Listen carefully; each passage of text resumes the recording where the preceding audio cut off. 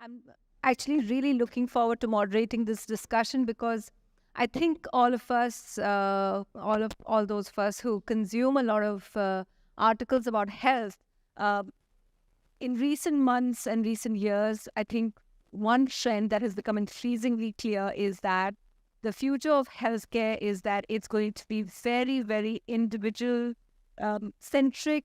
It's all going to be based on the wearables that we have, and the kind of healthcare we seek and need is all going to be very, very specialized. And I think this entire thing about genome mapping is just another tool which helps us get that specific one.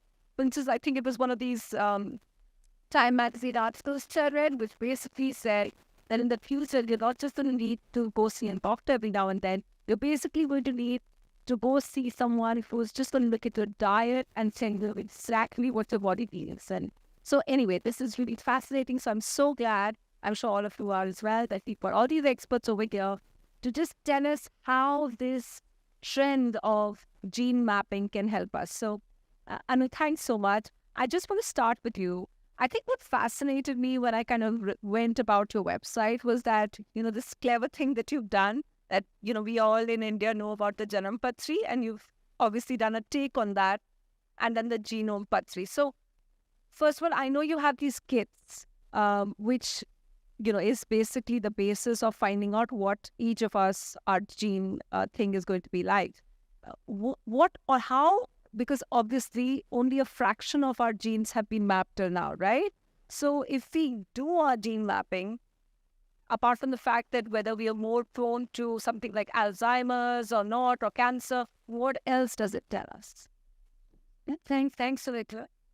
So I think, when it comes to genomics, you can do a lot of different things, right? I think, I like to divide this as, three buckets that you can look at. The first bucket is curiosity, which you want to understand, let's say, where you came from. You want to understand if you have a little bit, like in my case, it showed a little bit of French DNA, it showed a little bit of something else. I don't know what my ancestors, you're curious about. So one is to find out, where you came from. And I'm from Rajasthan, so obviously there is some inflation and those kind of things. The second part is you want to also understand, why do you look the way you look, right? I mean, why is it that you were born with your mother's nose and your, what, those kind of things that you want to understand, visibly what can happen when you're looking at somebody, why are you the way you are? Then you also want to understand, why is it that certain kinds of diets work to some people and certain kinds of diets don't work to some people? So I think the second bucket that I'd like to put it in would be more of personalization. You want to personalize your diet, you want to personalize how you exercise, and you want to be able to understand what kind of even medicines might work for you. So it's more like tailoring the different things based on your genetic profile. And the third, of course, is the clinical use of it. So you have, when you talk about clinical use of anything in genomics, it could be things like, I want to understand, why somebody's having a current abortions, could be one option. The second could be that somebody is having epilepsy, or there are standard ways of understanding some of that. You're still not able to figure it out. You want to understand if there's a specific gene that is associated with it. Or you are having cancer, you want to find a way to be able to treat that, right? Like you want to say that, so some people, a particular kind of treatment is likely to work versus not. So I think those are kind of things that you can look at. When you look at cancer, you sometimes look at hereditary genes, and sometimes you look at what we call as the somatic mutations, which means that in a specific part of your body, there are some changes that are happening, and therefore you will then analyze that gene variants and be able to then say what kind of treatment is likely to work for them. So these would be, I would say, in the very, very simple terms, you're saying that there is the curiosity element. You want to just find out what is there. You're looking at personalization of different kinds of things that work for you.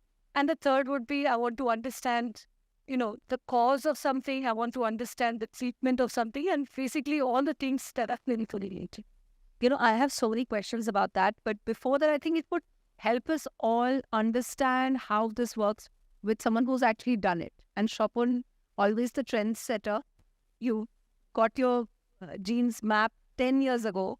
So tell us, just break it down for us. Like, first one, why did you get it done? And then exactly Like if it's not too personal, share some of the results and say how it changed the way you looked at your health. Okay, so I've been a career hypochondriac. Okay, and so whenever there is anything to be tested, I'm possibly the first person to kind of raise my hand and say me. So when I first heard about MapmyGenome, I've been surrounded by cancer from all sides, from both my paternal and maternal sides. And I was a bit concerned because I lost my mother to cancer. But more importantly, I was surrounded by prostate cancer. And that's when I spoke to Anu and I said, listen, I'm really worried about that. I would do my cancer markers regularly, but I wanted a genetic answer in terms of whether there was a strong chance of getting prostate cancer. So that got addressed. But recently, you know, I've done a couple of other tests as well, some microbe tests, etc. So what it does is it kind of predicts and kind of prevents, and I think that's the usefulness of the entire thing, because it allows you to, it placates you on several cases. So it placated me on, you know, the irritable bowel syndrome. So I just did the test and it says I cannot be disposed towards that. So I think it's a very useful thing to be able to, and it can't be used in isolation. I think it has to be used in combination with other forms of diagnostics to be able to arrive at a conclusive answer. So it worked for me, and I did it 10 years ago, and I continue to do it at recent years of that. No, so you know, you said that you were anyway doing your cancer markers every year. So how was this different? How are the results different? Because the cancer markers tell you about your current state. They don't tell you about your genetic disposition towards it.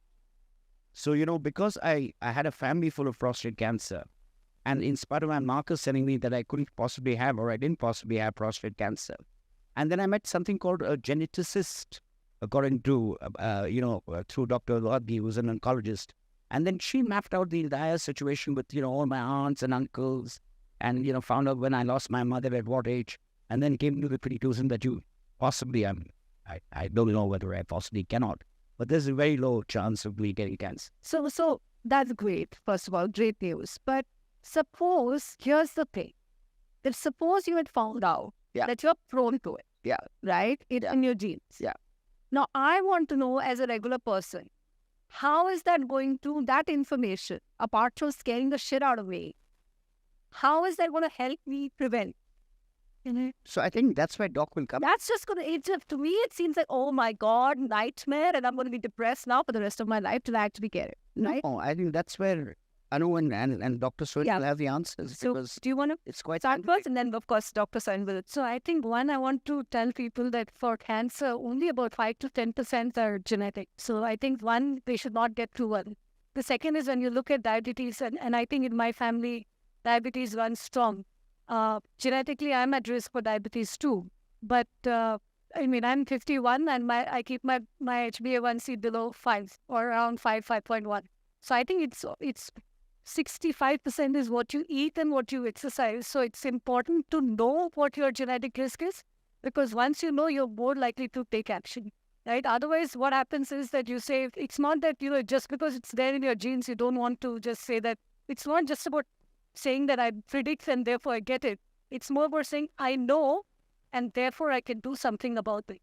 And therefore, for instance, when you look at a Google map, right, you are saying that, you know, if I want to go to a particular place, it's not that you can't go by a different route, right? So what you're basically doing is helping people understand if there are some roadblocks on these paths, and therefore you choose a path which is better, which means that if you are at risk for diabetes, you would do, you know, sort of not just sugar, you need to do many more things, right?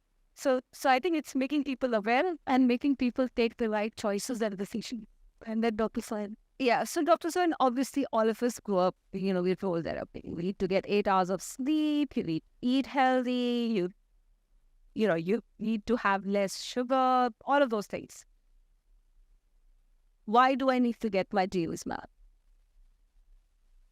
Because we haven't heeded that advice so far. So people don't? So what your parents told you and what other people told you about sleeping and eating healthy and having a healthy lifestyle and having a lot of exercise put in and everything. So, but what Swapan said a little while ago actually has a lot of meaning. He said that it's not the genetics alone, but it's along with other factors. then Anu said a minute ago that only 10% of the cancers are actually genetic. So what is the remaining 90%?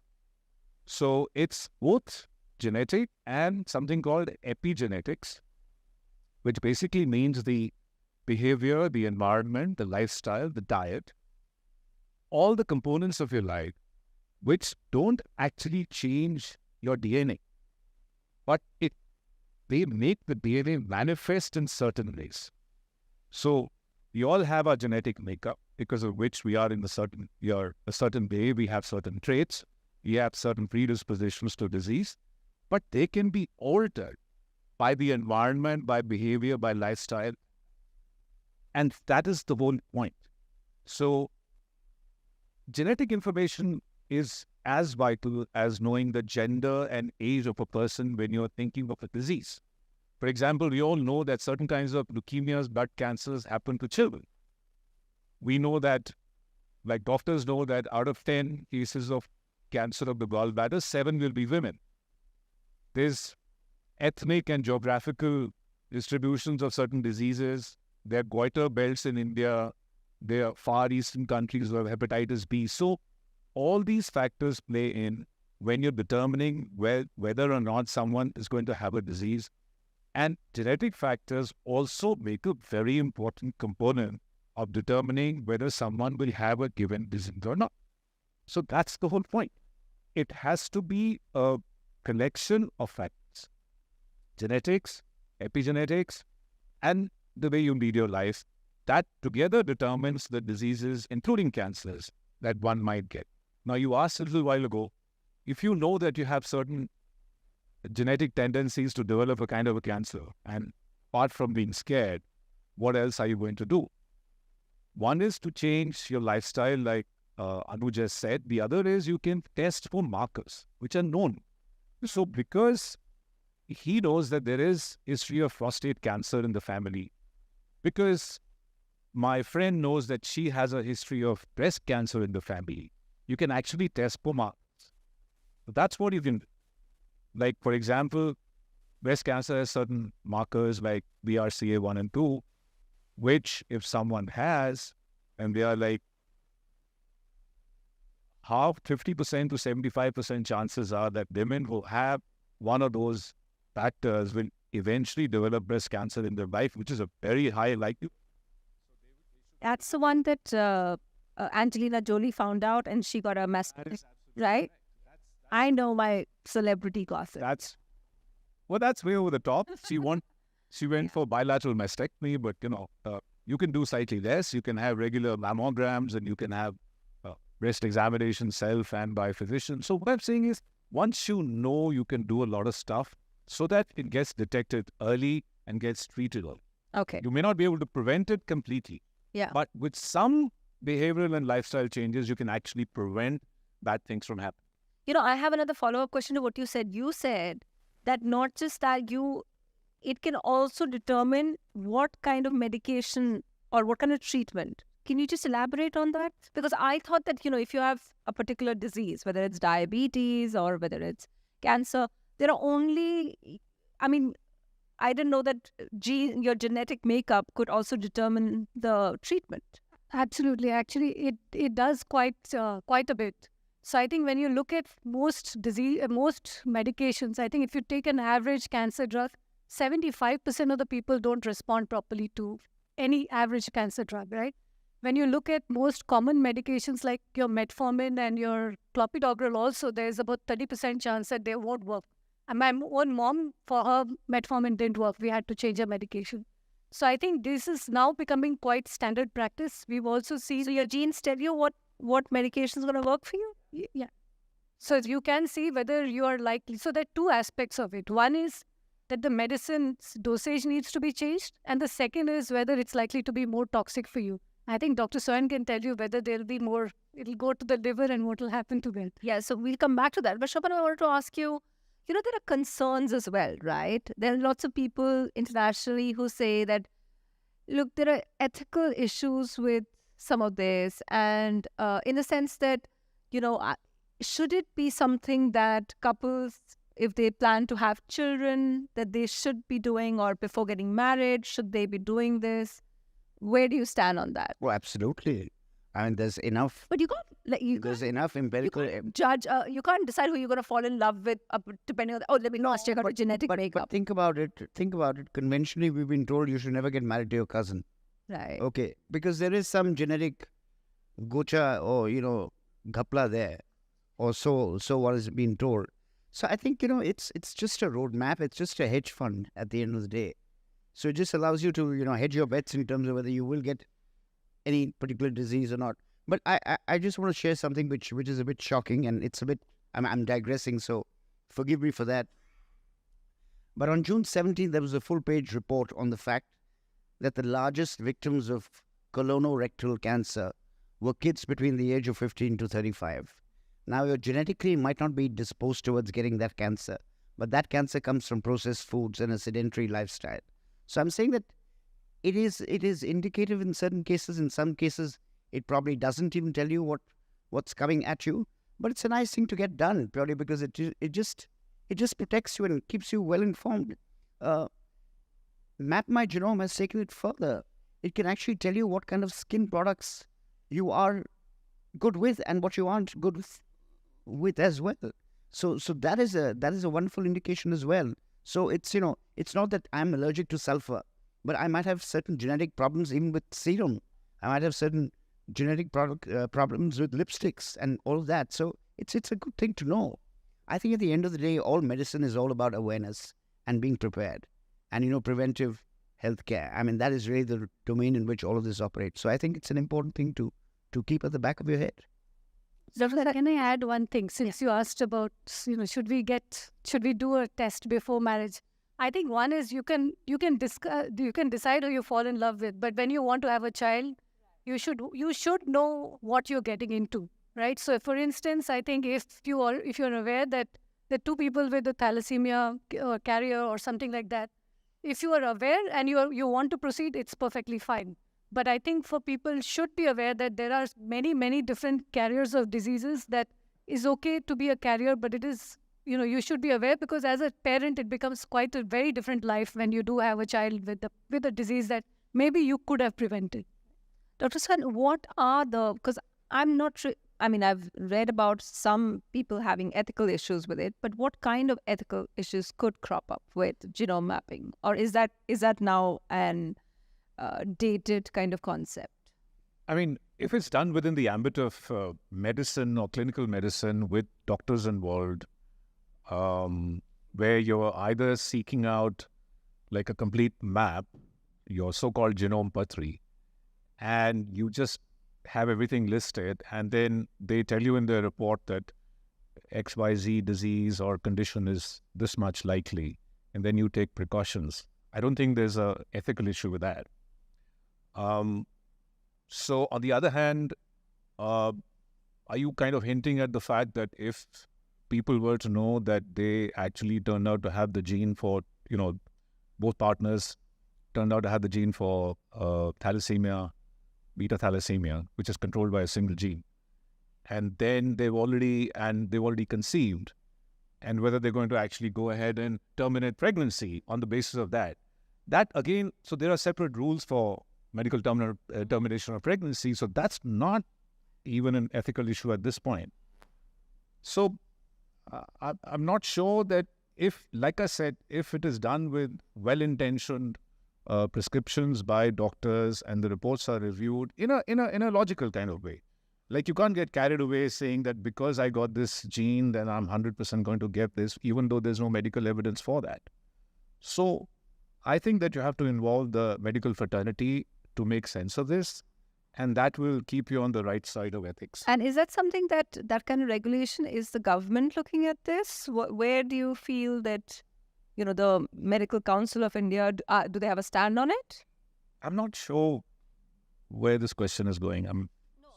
I'm saying that, in international journals, you read a lot about the fact that, there are concerns, people are addressing it. I don't think that kind of a debate is there in India in any case. No, so I think... What have you encountered this? So globally, I think there are two regulations, right? One is that you need a genetic counselor, which is what we do, right? So you need to have a genetic counselor or a medical doctor who can explain these results to you. I think once you do that, you're okay.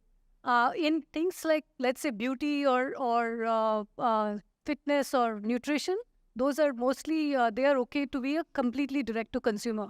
For anything that involves like a risk of a particular disease, or you're looking at better certain medicinal work, that all needs either a medical doctor or a genetic counselor. So same. I mean, if you're doing it with good medical advice, then it's, I think, going to be okay. But you can't act on your own. A layperson getting some genomic stuff done and then making decisions on their own is probably not acceptable. So I'll give an example. So when we do the Medica map, which is 165 drugs, what we can do as a company is to say that these medicines will be green, which means do what your doctor said. If it is red or orange, we give guidelines to the physician to say what they can change, right? But we don't change anything, right? It's not in our purview to say that, you're doing 30 mg of X, you need to change that to 60. But the doctor gets that guideline, and then the doctor can change it, right? So ultimately, it's the doctor's decision, but it's a guideline that we would give them. It's like a drunk using a lamppost, either for support or for illumination. So I think that's the way it works. But having said that, Siddharth Mukherjee said it very well. And he talked about the fact that the entire approach to medicine has changed. It has changed from have disease, take pill, kill disease. It's actually reversed itself. It says if grow a gene, get the organ going, improve the environment, and you'll be good. And you'll be surprised that the antibiotic that you and I always talk about and take and, give to our children or, actually only works on 0.025% of all illnesses. That's the equivalent of one cell tower in Mahipalpur serving 12 telephone connections. That's the power of the antibiotic. So the world has changed, and gene therapy has now become far more acceptable and far more wiser to employ for, any kind of disease. I mean, but Doc and Anu would know that better than me. Yeah, so just to take up from that, so if antibiotics are going to be less and less effective, then how does gene therapy come in over there? So that's preventive medicine, basically, right? It's not. And also what you explained is using that to then have the more effective. So gene therapy is not going to directly come into antibiotic resistance as such. But yes, people with certain genetic makeup may or may not respond as well to given medicines, both anti-cancer and antibiotics. But gene therapy is specifically meant for people who have single gene alterations resulting in disease. That's where gene therapy is actually useful, not for things like antibiotic resistance. Antibiotic resistance is more like it's a diagnostic thing that if you have a certain genetic profile, you're more likely to be resistant to some antibiotics. The question that you got a lot on Twitter about alcohol resistance, does gene therapy play a part in any of that? Especially because we're sitting very close to a bar. Everybody I know would give an arm and a leg to know what gene they should have so that they can tolerate alcohol better, right? But there isn't a gene like that, actually. But there are at least 3 genetic mutations, and I would not leave you with names because you won't remember them, which make it more likely for a person to become dependent on alcohol, and also make it more likely that their liver or other organs will be damaged by the same amount of alcohol if they have that gene, let's say, variation compared to someone who does not. So there are 3 labeled gene mutations where people are much more likely to get alcohol-related damage and also non-alcoholic fatty liver disease, which is the recent scourge, causing 40% of liver failure that I see. So yes, there are genetic predispositions to both those conditions. That's amazing. So people who have those 3 genes, they could have one or more. So they should, basically if they get their gene map and they come to you, you would basically tell them stay away from alcohol. So Sunetra, it's not 1:1 relationship. They're more likely. Right. If you don't have that gene mutation, your likelihood of getting, let's say, drunk and having a bad liver disease with alcohol may be 5%, and if I have that gene mutation, mine may be 10%, but it's not like 100%. Right. I think it also depends on how much alcohol you have. So if you have crossed the amount of alcohol, you're more likely to become dependent on that. Right. I'm sure other people have questions, and we'll open up the floor. Right, Swapan? Should we do that? Yeah. Okay. Yeah. Just one question I want to ask you. On your website, you say that this can also be used effectively in order to look at and alter your life insurance and health insurance and all of that. Could you explain that a bit about the premiums and things like that? If you show them, I mean, is this something that insurance companies are now looking at? No, insurance companies definitely can look at it, but I'll tell a couple of things that I think we had been discussing, and I think one was that of epigenetics and the other was that of what your gut says. Yeah. Right. And I think we all say that our gut feeling and so on. But now I think two things I wanted to mention. One was that you can actually understand what kind of microbes are there in your stomach, which is what Swapan was telling, that you can say that, what kind of bacteria do you have, what viruses and so on. And then those are then correlated to disease. So basically it shows whatever you're eating, whatever your environment is, part of that is visible in your gut. The second thing, and I think Dr. Soin mentioned the epigenetics or the methylation. Now, what is interesting is that earlier we would say that, eat healthy, do exercise and all that, but you couldn't really quantify that, right? You couldn't say that, just because I've done that, you can't really see it. But now you can, right? So you can actually start measuring your biological age. You can start seeing if your methylation is high, what is going on. And so I think today, in a few years, you'll start seeing that. And we've started also using AI to sort of connect these dots together. And I think when you do that, you're starting to see that when you take all this information together, you can actually start to get a real guide saying, your health is today X and you can go to 2X or better than that, right? So I think those are the changes that are happening in genomics. And I think that's what is most fascinating. The coolest guy in the room is Abhishek there. And just the other day, he sent me a paper on genetics and what you eat and how you must eat. So I'm sure we should get his perspective on the point that Anu was making. Can I make a couple of comments before we throw the floor open for questions? I like the reference to artificial intelligence, and of course it's a much used and abused term. Well, actually, just drawing on the earlier part of the conversation where we said that it's not genetics alone. So what ideally needs to be done is you throw in all the data of millions of people with their genetic profiles, with their habits, with their lifestyle, and age, gender, geography. And then you will, once this so-called AI model has enough information and data, then you'll actually get an output which will tell you for each individual how likely you are to get a particular problem. And that problem has got to be solved by an AI model.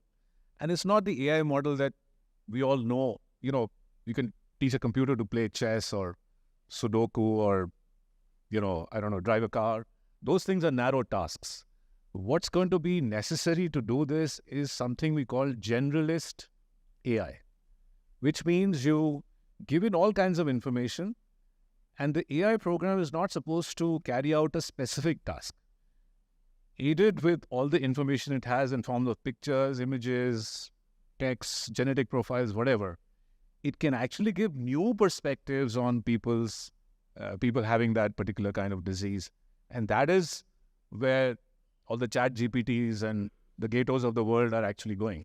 So this is very different from feeding in 30 fields and getting a narrow job done. Like diagnosing a little patch on X-ray, that's narrow.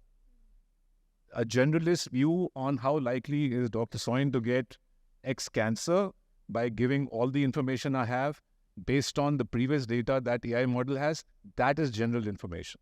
That is where we are heading, and that's when you'll have precise answers. Great. So, questions? Yeah.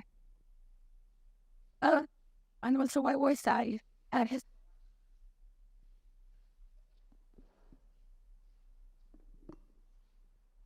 Thank you very much. So I think you kind of answered my question, 2 questions, one for Anu and one for Dr. Soin. So Anu, I was raising my hand when we were speaking about ethics. And my point was exactly this insurance thing, right? So ignorance, louder than this. Okay. Ignorance in a way is kind of bliss, but when your data is out there and when you know that you are, say, 40% or 50% prone to this illness and life insurance companies have access to that information, your premiums are going to be double or triple, or they might not give you life insurance. In which case, is that the scenario? Because in that case, it's a deterrent to actually have that test done because, what you don't know, you don't know. So that was one question. And the second question to Dr. Soin, and, it hits a little close home because my father, he suffers from rheumatoid arthritis, and we actually did the Map, the medical test, which checks for 165 Indian drugs. Of course, I put 50 of my own. They said, I'm dal dengi. 50 mein? I said, dal dengi. We can do 25. I said, no, 240. So anyway, we're doing some 200 drugs or something, including a few supplements. So I don't know what comes out of that. But my question was slightly different. In terms of the quality of drugs, like my father's been on 2 medicines over the past 10 years, methotrexate and leflunomide. So leflunomide worked for a few years. It stopped working. Then he was on methotrexate. That stopped working. Now he's on steroids. So, I'm told there are only kind of these 2 drugs which you have to. So if both are not working, we don't know. Now I'm wondering whether the medicines are any good, because that's a big question mark, isn't it? Because all of them come with store under 25 degrees. Even my fridge is not 25 degrees right now. So I don't know how good are the medicines that we are taking. And I know doctors have to have, integrity and not recommend one brand over the other. But that's a personal struggle. So is it also a question of the brand of medicine you take, or the kind of medicine you take, or how it's stored? Because doesn't that reduce the efficacy of the medicine?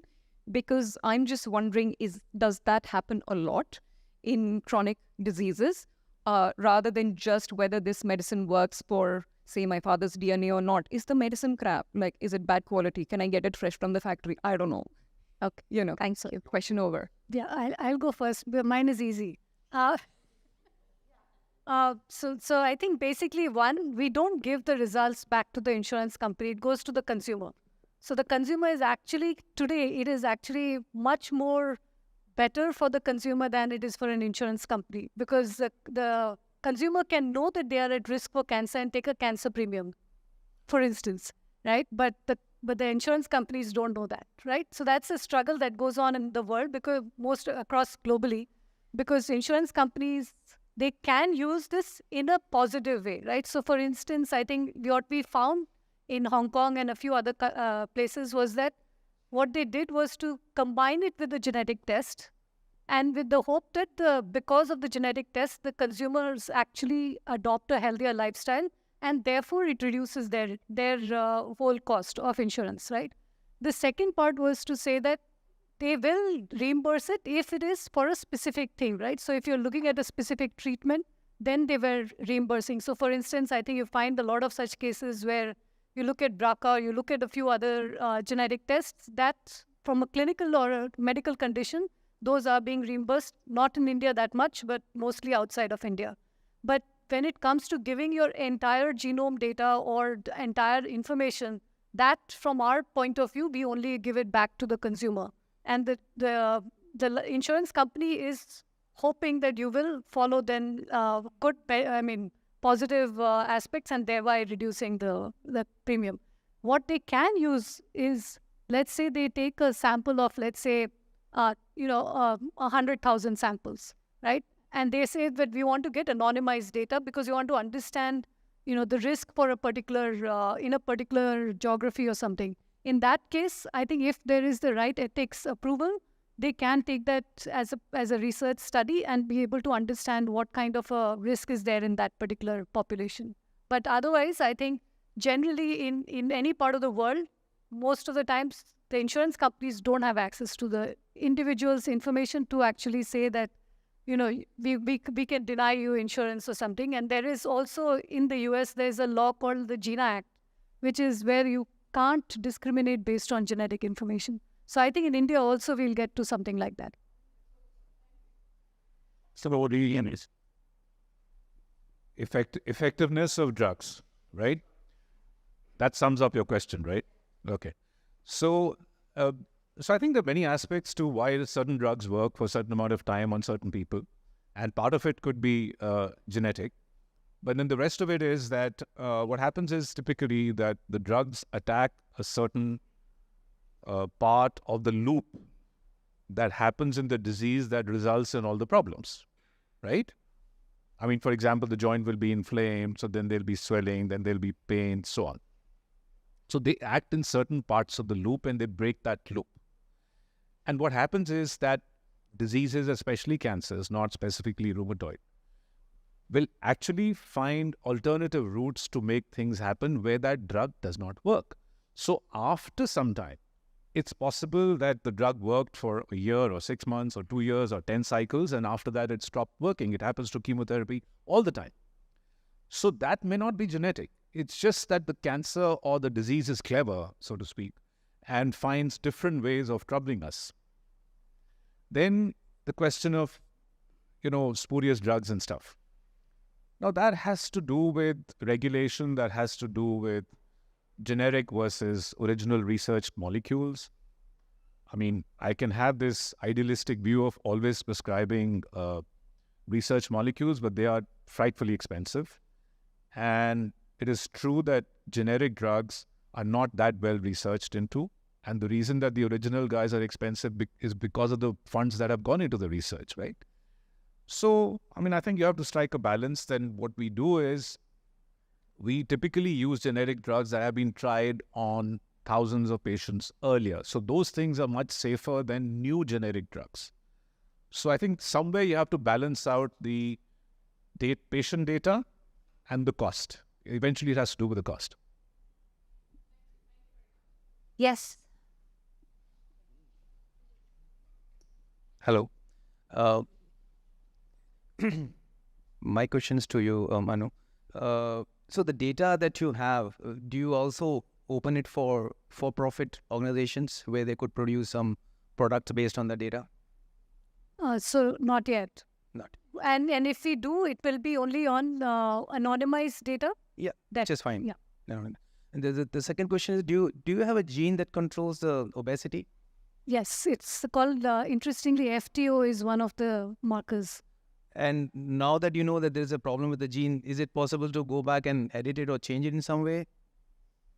So you can't do a gene editing on the FTO gene, at least not yet, they say. But so there are two things, right? When you look at gene editing, I think there are, CRISPR allows you to edit, but you can do it like when you're doing like some sort of a gene therapy, you can do it for a specific particular reason. Like, so for instance, you have an eye disease, then you're doing that, but you're doing it for that patient only. You're not actually passing it on to the next generation, which is technically is possible to be able to change it at the embryo level, but that is not legal, right? So there were twins born in China, but I think CRISPR is for embryos is not legally. Thank you. Any other questions? Do you want to give him the mic? Yeah, actually, my question is to Dr. Soin and Anuradha both. The challenge that I see in gene testing actually is probably far more progressive. We right now don't even test basic things. I'll give you an example. For a heart disease, it's kind of pretty well known that there's a marker called LPA and LPB, and it costs 1,000 rupees, but no doctors prescribe it, and it's never tested for most people. So the question really is that do you work with a lot with the existing doctors for you? And B, if you don't, how can you kind of work together that the messaging goes out? Because gene testing otherwise will always remain elitist. And we talked about AI and all. Unless you have data, there's nothing that we are going to be able to come out with. And the price points will always be higher. So the fundamental issue seemed to be that the various branches don't talk to each other. The doctors, I've never heard of a doctor who's recommending a gene test. and except for a few exceptions who are sitting here. So it's welcome to see that you're here. And I promise that's not the reason I'm here. Okay. So I think that is what I see as a fundamental issue. And, if one branch, gene testing, other branch, doctor, the third branch doing diagnostic, which is age old. We are still pushing the old HbA1c and so on. So from both of you, I just want to hear how can we change this? Sure. So I think the cost per test of a particular condition has come down to 30 rupees or so, right? I mean, we are doing like 100 something or at least minimum. So your cost for your testing for the whole genome patri is only 7,000-8,000 rupees, right? So I think you're basically saying that you're doing it once in your lifetime, you don't have to repeat it. So it's not that you have to do like you're saying like some of these tests that you have to do on an annual basis. You don't have to do that. You do it once and you're done. So I would just say I'm a banker, and the day you push this price down to $9.99, that's when the I think no, I don't think so. So yeah, so if you give me about 10 million, I'll do it. Correct. So I think it's not just my problem, right? I think it is a matter of getting the cost of so there is a cost of the chip, which is coming down. So I think just to give you a little perspective on this space, in 2001, when the human genome was first sequenced, it was a few $1 billion, right? Then it came to 100,000 and so on. Today, you're getting it at less than, you're getting it at $100 or less. So I think the things are changing already. But I think this whole obsession, when you look at anything in the medical field, right, there is a cost, because there is a cost to actually getting, some of the, the raw materials and all of that. So and if you're doing it for your life, I think I have recently seen in my own family, when something goes wrong medically, you'll spend lakhs and crores of rupees, right? So I think, 7,000 or 5,000, 6,000 is not such a big deal when it comes to actually saying, can I actually get a map for my own health? So my take on this is it's not a money thing only. Doctors are not in the habit of getting genetic information for all patients that they treat. But there are certain situations where you just have to. Like if you're dealing with a family that has a lot of breast cancer, especially at young age, women will have to get a BRCA 1 and 2 done. I mean, I'm sure 99 out of 100 oncologists will do that. Similarly, if you're a GI surgeon and you have a collection of people in the family who've got colonic cancer, you will get the APC gene done, because APC gene basically controls a condition called familial adenosis polyposis, adenoma polyposis, right? So FAP or APC is basically like a genetic or a hereditary predisposition, both genetic and hereditary predisposition to developing colonic cancer. So there are many other diseases in children, Wilson's disease, even sickle cell disease. If there is a collection of people in the families, you have to get those tests done. However, there's some gray areas where there are 50, 70 genes that control one particular kind of cancer. There, people are not going to get that done until the so-called generalist AI clarifies the problem, So I think it's part of the story is lack of awareness. Part of it is that single genes don't control a lot of diseases, and money is only a small part. So I think Namshik's point is that I don't think doctors and providers of solutions like the one that Anu provides are talking very often to each other, and that is true of not just genome testing. It's true of liquid biopsies. It's true of a bunch of other things. And once people start talking to each other, the costs will come down. So actually, doctors are now being I've seen this for the last 10 years since MapmyGenome. I think we're seeing a big change, right? Both in terms of what consumers think about genetic testing, but also doctors. Because the numbers suddenly we start to see have increased a lot, right? So I think it was a matter of awareness, and it was, of course, a matter of cost as well, right? But it is more to do with the fact that I think we wanted to provide value for medical professionals. I think they will start doing it, because if it helps in their decision making, they do. And I think we have started to see a lot of that happening. So I wouldn't say that the doctors don't prescribe, I think it was initially we had to make sure that, we were able to provide it directly to consumers, and then some of them forced their doctors. Either way, it is working right now. Okay, I'm going to say that this is the last question. I think you had one. Okay, so one last question. That's it. Yeah. Okay, great. Yeah. Insurance companies, the way they look at it is, if you have a gene which is more prone to a particular disease, as Anu rightly said, they cannot discriminate and say that we will charge an extra premium. But what they say is they force you to do those marker tests at the regular intervals to ensure that those treatments and the identification of the disease can be done much advanced and much earlier. I'll just take the example of a BRCA that's been used so often in this conversation. Normally, the detection of a BRCA1 or 2 positive patient and the cancer disease happens in a stage 3 or stage 4. And that is, that's much later in the stage. But if you start using the markers like a CA125 marker, etc., that will help you identify much earlier the problem is, and therefore the cost of the treatment can be significantly reduced. Okay. And that's how these insurance companies look at it. Do you want to add your question? Yeah. You want to add? Okay. Namaskar. I'll talk very elementary. मतलब समझने के लिए. What I'll say is that आप ये कह रहे हो कि ये एलिमेंट्री है लेकिन कोई करता नहीं है. नहीं कर रहे हैं. आपने नहीं कर रहे. नहीं मैं दो कर चुका हूँ. Let me tell you that मैं 2 कर चुका हूँ. लेकिन मैं जनरल जनता की बात कर रहा हूँ और ये लग्जरी लगता है. Genomics it looks like a luxury seems.